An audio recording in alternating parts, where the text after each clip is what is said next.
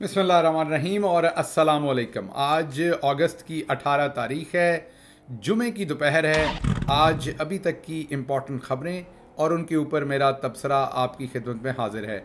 सबसे पहली ख़बर शामिल करते हैं सुप्रीम कोर्ट से। बड़ी ख़बर है, आपको पहले भी बताया था कि कुछ हालात बदल रहे हैं। पीपल्स पार्टी की चीखें आपको पहले ही सुनाई दे रही थीं और आज सुप्रीम कोर्ट ने कॉज लिस्ट जारी कर दी है। मरियम सफदर साहबा का केस लग गया है। 22 अगस्त को सुप्रीम कोर्ट ये केस सुनेगी।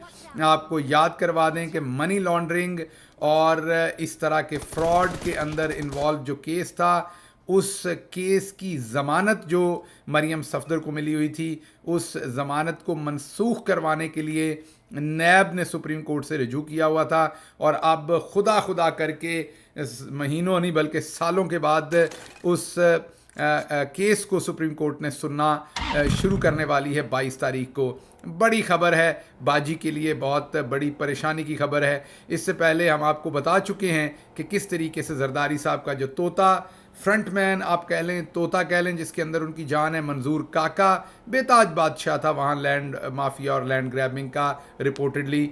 उस उन साहब के ऊपर जो एंटी करप्शन के मुकदमात हैं उनमें उनकी ज़मानत कैंसिल हुई। हालांकि जरदारी साहब ने बहुत कोशिश की कि उनकी ज़मानत जो है वो कैंसिल ना हो और उनको छुड़वा लिया जाए। ये एक बड़ी डेवलपिंग स्टोरी है। इसके साथ साथ आपको बताएं कि रिपोर्टेडली इसहाक डार जो हैं वो मुल्क से निकल गए हैं और जल्द ही शहबाज शरीफ और दूसरे लोग भी पाकिस्तान से रवाना होना चाहते हैं। उसकी एक और बड़ी वजह है और वो बड़ी वजह है कि सुप्रीम कोर्ट ने फैसला कर लिया है कि वो नैब के अंदर जो अमेंडमेंट्स का केस है उसका फैसला करके जाएंगे मौजूदा चीफ जस्टिस, और उन्होंने वो 26 या 28 अगस्त से रोज़ की बुनियाद के ऊपर उस केस को सुनने का फैसला किया है। ये भी बहुत बड़ी डेवलपमेंट है। लग ये रहा है कि सुप्रीम कोर्ट ने डंडा उठा लिया है और उस डंडे के डर से अब बड़े बड़े मुल्क से भागेंगे। ये आपको याद रखना पड़ेगा कि उसी नैब अमेंडमेंट्स की वजूहात थी जिस वजह से पूरी नून लीग तकरीबन जो है उनके करप्शन के मुकदमात जो हैं वो एक साइड पर हुए और उनको रिलीफ मिला। स्पेशली शहबाज शरीफ, उनके बेटे, मरियम सफदर साहबा, ये तमाम लोगों को नैब अमेंडमेंट्स का फ़ायदा हुआ।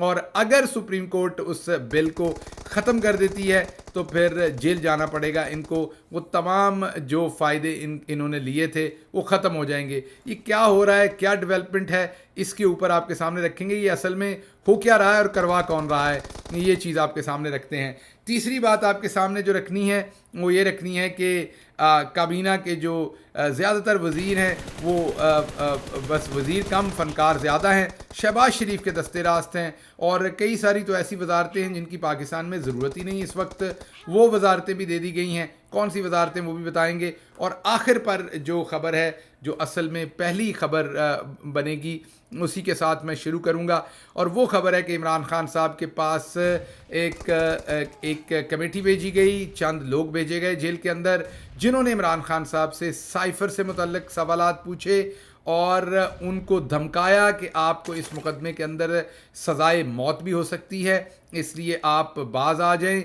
और आप जो ये डटे हुए हैं इससे बाज आ जाएं। मकसद इमरान खान को एक तंग तारीक सेल के अंदर रखना और उसके साथ साथ दूसरा मकसद ये है कि वो किसी तरीके से टूटें, एनआरओ लें, मुल्क से बाहर भागें ताकि जान छूटे उनसे और उनकी पार्टी से। इस टाइम जान शिकंजे के अंदर आई हुई है। तो उसके ऊपर इमरान खान साहब ने बड़ा वाज़े उनको जवाब दिया कि ना ही साइफ़र की कॉपी मैंने गुम की है और ना ही मुझे पता है कि वो कॉपी किसने गुम की है। मैं इसके ऊपर अपने बयानात पहले ही JIT के सामने पेश कर चुका हूँ। वही मेरा बयान है, वही मेरा जवाब है। अब अगर आपको मज़ीद इसके बारे में कुछ पूछना है तो मेरा मशवरा आपको ये है कि आप मेरा पहले वाला बयान देख लें।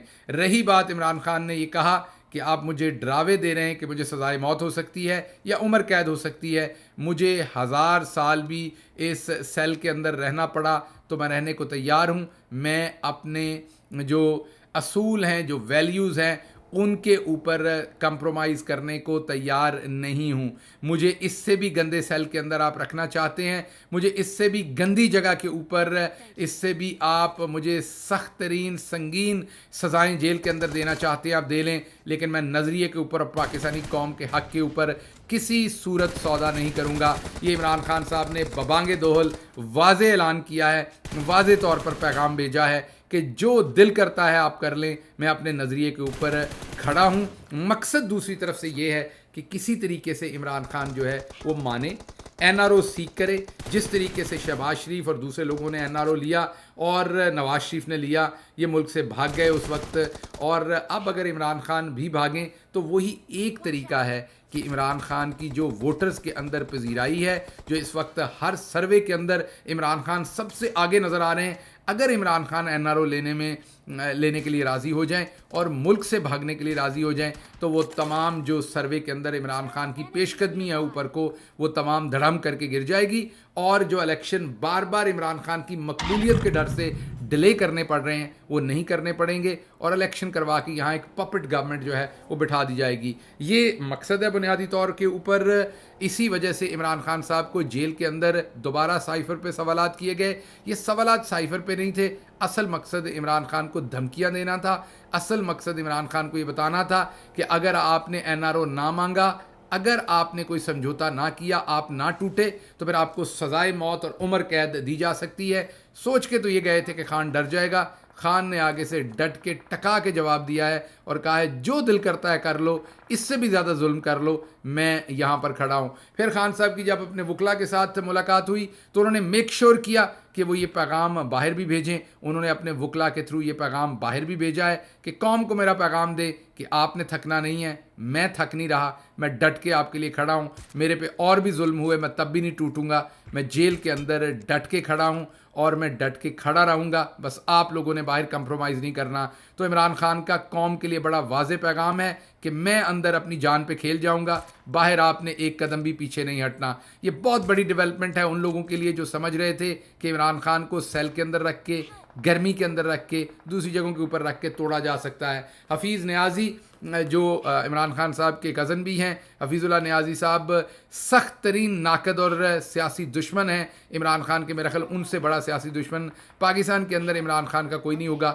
انہوں نے بھی ٹیلی ویژن میں انٹرویو میں یہ بتایا ہے کہ نہ گرمی عمران خان کو توڑے گی, نہ کوئی سختی توڑے گی. وہ نظریے پہ کھڑے ہونے والا بندہ ہے, وہ ان کو اس جگہ پر مات دے گا, ہرائے گا کہ انہوں نے کبھی سوچا نہیں. تو تعریف تو وہی ہوتی ہے جو آپ کے سیاسی دشمن بھی کریں, ورنہ دوست تو سارے تعریف کرتے ہی ہیں. اگلی خبر جو میں نے آپ کو بتانی تھی وہ یہ تھی کہ سب سے پہلے آپ نے زرداری صاحب کی اور ان کی پارٹی کی چیخیں سنی تھیں. آپ نے خورشید شاہ صاحب سے کام شروع ہوا تھا, رضا ربانی صاحب, اور اب دوسرے ان کے اکابرین بھی بار بار الیکشن کمیشن اور حکومت کے اوپر حملہ آور ہو رہے ہیں. لیکن اب اس کے بعد آپ نے دیکھا کہ زرداری صاحب کے فرنٹ مین منظور کاکا جو ہیں ان کی ضمانت کینسل ہوئی اور وہ جیل گئے. اب ایک نئی ڈیولپمنٹ ہوئی ہے جو بہت ہی انٹرسٹنگ ڈیولپمنٹ ہے. سپریم کورٹ نے لگ رہا ہے کہ ڈنڈا اٹھا لیا ہے. بندیال صاحب جاتے جاتے, ابھی تک تو وہ اس طرح سے انہوں نے بڑے واضح ڈیسیجنز نہیں دیے, لیکن لگ رہا ہے کہ جاتے جاتے وہ 2-3 کیسز کے اوپر واضح ڈیسیجن دینا چاہتے ہیں.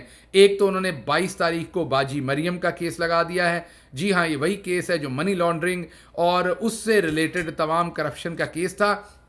اس کیس میں مریم صاحبہ کو بیل ملی ہوئی تھی, ضمانت ملی ہوئی تھی. نیب نے سپریم کورٹ کے اندر اپلائی کیا ہوا تھا کہ ان کی ضمانت خارج کی جائے کیونکہ میرٹ پہ نہیں ملی, اور یہ بڑے مہینوں نہیں بلکہ سالوں سے پینڈنگ پڑی ہوئی تھی. اب اچانک سے سپریم کورٹ نے یہ بیل کینسلیشن جو ہے اس کی پٹیشن لگا دی ہے. 22 تاریخ کو سننے جا رہے ہیں, اور مجھے لگ رہا ہے کہ مریم صاحبہ اس سے پہلے ہی شاید وطن سے فرار ہو جائیں گی. اور مشکل حالات نظر آ رہے ہیں کیونکہ سپریم کورٹ نے لگتا ہے ڈنڈا اٹھا لیا ہے فائنلی ان چوروں کے خلاف.